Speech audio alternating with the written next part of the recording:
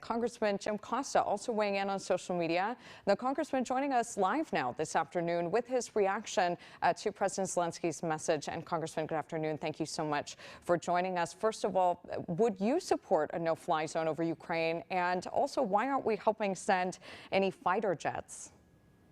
Well, Megan, thank you for giving me this opportunity. I think President Zelensky's speech to the joint session of Congress was historic. Winston Churchill in World War II twice spoke to the joint session of Congress during that time. We're trying to avert World War III. We're concerned about the impact of what a no-fly zone might do, but there are folks that think that it's a possibility. I think everything needs to be on the table. President Zelensky also said this morning, as an alternative, if we're not willing to personally enforce that no-fly zone, give us the tools to do so. We are doing that. Last week, the Congress voted $14.3 billion for military aid, for economic aid, and humanitarian assistance.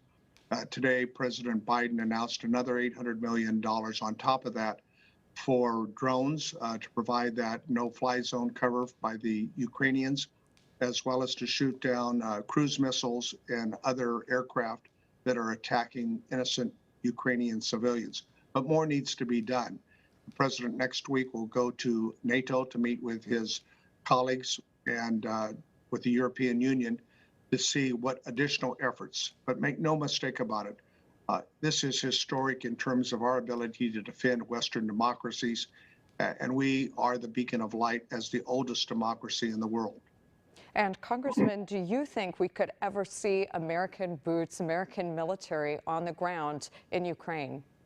I would certainly hope not. We do want to avert World War III, notwithstanding whether or not there are legal ramifications that might allow us to intervene in that fashion. We did so in Bosnia back in the 1990s. And so that's why it's so important that we be unified as a NATO.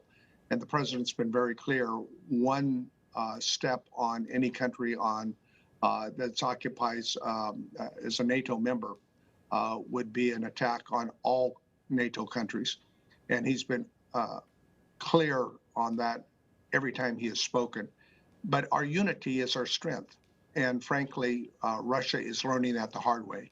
His whole purpose was to absorb Ukraine as a vassal state, to recreate the Soviet empire, and to continue to dismember NATO as a defensive force to protect our democracies. He's failed in both cases. NATO is stronger today than it's been since the Cold War, and the Ukrainian people, the courage in this horrific battle with these losses of life, I think it's an inspiration to all democracies in the world, people who love freedom, people who know how important it is that we protect human rights and the freedoms that we enjoy as democratic nations. Absolutely, and a very, very powerful message from President Zelensky this morning. Congressman Jim Costa, Congressman, thank you so much for joining us live this afternoon on Eyewitness News. Thank you. All right, take care.